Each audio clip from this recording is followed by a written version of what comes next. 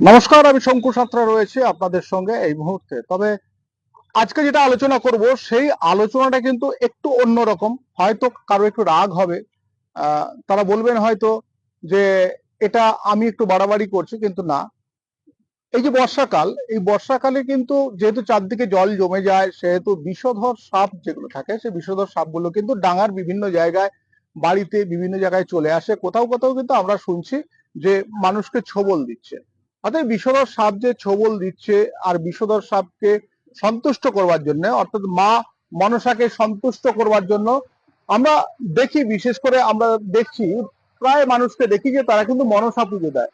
আর সেই মনসা পুজো যে দিচ্ছে, সেই মনসা পুজো দিতে গেলে আমরা দেখেছি, আমরা বাঙালিরা আমরা বেশিরভাগ সবাই কিন্তু একটা জিনিস করে থাকি, যে দুধ কলা, সাপকে আমরা দুধ কলা দিই। আর সেই দুধ কলা যে দিই আমরা, আহ, এটা কি সাপ খায়? দুধ কি সাপ খায়? খাওয়া সম্ভব? অনেকেই বলেন যে বাটি দিয়েছিলেন মনসা গাছের তলায় পুজো দিয়ে, তখন একটা সাপ এলো, সাপ এসে দুধ খেয়ে চলে গেল।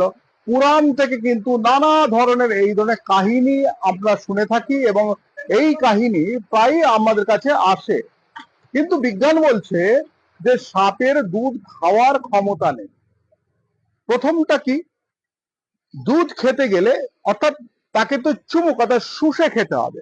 কথাটা হচ্ছে, আমরা একেবারে পরিষ্কার বাংলায় বলে থাকি যে সাপকে দুধটা শুষে খেতে হবে। যদি শুষে খেতে হয়, তার যে ফুসফুসের যে শক্তি দরকার, সাপের কিন্তু ফুসফুসের সেই শক্তি নেই, প্রথম কথা। এবং সাপের জীবগুলো দেখেছেন ঠিক এই রকম। কোন স্তন্যপায়ী জীব যারা দুধ খায়, তাদের কিন্তু এই রকম নয়, চওড়া জীব। অর্থাৎ চওড়া জীব ছাড়া দুধটাকে ধারণ করে ভেতরে টানার ক্ষমতা কিন্তু অন্য কারণ নেই। সেহেতু সাপেরও পর্যন্ত কিন্তু দুধ খাওয়ার বা দুধ শুষে খাওয়ার ক্ষমতা নেই, এক। আর দ্বিতীয় নম্বর, এই দুধটা তো পেটে যাবে। দুধটা পেটে গেলে দুধটা তাকে ডাইজেস্ট করতে হবে, এবং সেই ডাইজেস্ট করতে গেলে সাপের কিন্তু নানা ধরনের জিনিস, আমাদের যেরকম আমাদের স্টমাকে, আমাদের ক্ষুদ্রান্ত্র বলুন, যেখানে বলুন, এখানে যে সমস্ত স্টমাকে বলুন, যখন খাবারটা যায়, আমাদের রীতিমতো এনজাইম থেকে আরম্ভ করে বিভিন্ন ধরনের অ্যাসিড রয়েছে, যেগুলো ক্ষরণ হয়, যার ফলে কিন্তু খাবারটা পরিপাক হয়। কিন্তু ল্যাকটেজ, মানে আমাদের শরীরে আমরা দুধ খেলে ল্যাকটেজ নামে একটা এনজাইম তৈরি হয়, যার কাজ হচ্ছে এই সমৃদ্ধ খাবারকে, এই ধরনের খাবারকে হজম করা। সাপের কিন্তু সাপের কিন্তু এই ধরনের, এই দুধ পান করা বা যে ল্যাকটেজ এনজাইমের উপস্থিতিতে এই ল্যাকটেজ গ্লুকোজ এবং ল্যাকটোজে ভেঙে যায়, তার ফলে আমাদের দুধ হজম হয়।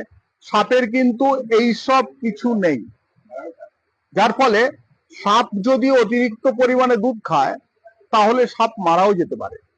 এবার অনেকে বলবেন যে অনেক সাপুড়ে রয়েছে, তারা দেখা যাচ্ছে যখন সাপের খেলা দেখায়, সেই সময় নাকি তারা দেখায় যে সাপের মুখটা দুধের কাছে দিলে সাপের জিভটা এরকম করছে, সে কিন্তু দুধ খাচ্ছে। অ্যাকচুয়াল আপনারা একবার প্রত্যক্ষ করে দেখবেন যে এই সাপুড়েরা, এরা দীর্ঘদিন ধরে একটা এরকম বাকেটের মধ্যে সাপকে রেখে দেয়, তাকে জল দেয় না, যার ফলে জলীয় কিছু পেলে তারা কিন্তু জিভটা ওর মধ্যে দেয়। জিভটা ওর মধ্যে দিলে গলাটা কিন্তু ভেজে সাপে। এর থেকে বাইরে কিছু কিছু নয়। তবে যেটা আপনাদেরকে বলার উদ্দেশ্য, যে আমরা প্রতিটা মুহূর্তে যেভাবে এই মনসা পুজোর সময় দুধ আমরা গাছের তলায় বলুন, মঞ্চের ওখানে বলুন, দুধ এবং কলা দিই, এই দুধ কলা দিয়ে সাপ পোষা, এটা কিন্তু একটা পুরনো কথা। কেন? কোনোদিন কিন্তু সাপকে দুধ কলা দিয়ে পোষা হয়নি, পোষা যায় না। দুধ এবং কলা, দুধ যেহেতু সুষম খাদ্য এবং 6টি প্রয়োজনীয় প্রোটিন এবং খনিজ রয়েছে, এবং কলার মধ্যে যে সমস্ত কিছু রয়েছে, এই দুটো যদি কেউ একসঙ্গে মেখে খায়, তাহলে খুব সুস্বাদু এবং সমৃদ্ধ খাবার সে খাবে। তার ফলে কি হয়, যে যারা বলে যে দুধ কলা দিয়ে সাপ পুষেছি, অর্থাৎ কাউকে যখন খাইয়েছে সে সেই খাওয়াটা হচ্ছে দুধ কলার মতোই, মানে সমৃদ্ধ একটা খাবার, পুষ্টি সমৃদ্ধ খাবার, সেই খাবার খাইয়েছে পরে বেইমানি করেছে, সেইটা বলা হয়। এবং সাপকে যেহেতু পুরাণ কাল থেকে দুধ এবং কলা দিয়ে আসা হয়, সেই হেতু দেখা গেছে যে ওই জন্য বলা হয় যে দুধ কলা দিয়ে সাপ পোষার মতো বিষয়। কিন্তু আপনারা খোঁজ নিয়ে দেখবেন, বিভিন্ন যারা বিজ্ঞান নিয়ে কথা বলেন, যারা বিজ্ঞান নিয়ে চর্চা করেন, তাদের সঙ্গে কথা বলে বিভিন্ন তথ্য কিংবা বিভিন্ন রিসার্চ থেকে আমরা জেনেছি একটা জিনিস, যে দুধ সাপ খায় না। এটা কিন্তু ভালো করে জেনে রাখুন আপনারা যারা আছেন। একটা জিনিস মনে রাখবেন যে আমাদের দেশে দুধ উৎপন্ন হয় 40% কিছু কম কিংবা কিছু বেশি, আর বাদ বাকিটা যে দুধ প্রয়োজন হয় সেই দুধটা আমাদের পেতে হয় অন্যভাবে। কেউ হয়তো প্যাকেট মিল্ক খায়, কেউ হয়তো গুঁড়ো দুধ খায়, আর বেশিরভাগ যারা দুধ খায় আপনারা শিয়ালদা কিংবা এইসব এলাকায় গিয়ে দেখবেন যে ড্রামকে ড্রাম দুধ, তার সঙ্গে জল এবং পাউডার মিশিয়ে ভেজাল তৈরি হচ্ছে। অর্থাৎ আমরা যে ওই 40% আশেপাশে প্রকৃত দুধ যেটা পায় এবং বাদ বাকি 60% দুধ, সেই দুধটা কিন্তু আমাদের চাহিদার যে 60% দুধ, সেই দুধটা কিন্তু সম্পূর্ণভাবে ভেজাল আমাদের কাছে উপস্থিত করানো হয়। আর যারা এই ধরনের দুধ নষ্ট করছেন, দুধ একটা প্রোটিন, আর এই প্রোটিন, এটা যদি অ্যানিমেল প্রোটিন, এইটাকে যদি আপনারা একটু ঠিকঠাক ভাবে খেতে চান, সলিড খেতে চান, তাহলে কিন্তু কিছু অভ্যাস আমাদের ত্যাগ করতে হবে। আপনারা, আমি যেটা বললাম, আমি সাংবাদিকতা করে বললাম, সাংবাদিকতা করি এবং বিভিন্ন মানুষের কাছ থেকে, এক্সপার্টদের কাছ থেকে জেনে পড়াশোনা করেই বললাম। তবে আপনারা একটু খোঁজ নেবেন, দুধ অপচয় করবেন না, ভালো করে জেনে রাখুন। সাপকে যতই দুধ দিন, যতই টেস্টি করে দুধ দিন, সাপ কিন্তু দুধ খাবে না।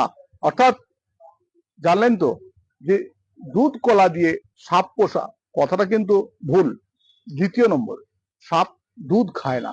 আর সাপ যদি দুধ খেত, তাহলে একটা জিনিস মনে রাখবেন, তাহলে কিন্তু আপনার বাড়ির হাঁড়ির দুধটাও পর্যন্ত সাপ খেয়ে চলে যেত। তবে এই ধরনের নানা ইনফরমেশন নিয়ে আমি রয়েছি আপনাদের সঙ্গে, আপনারা কিন্তু থাকবেন আমার সঙ্গে।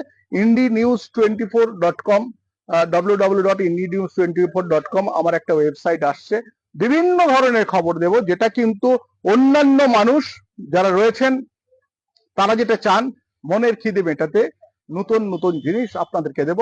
সবগুলোই সংবাদ, কিন্তু একটু ভিন্ন সংবাদ।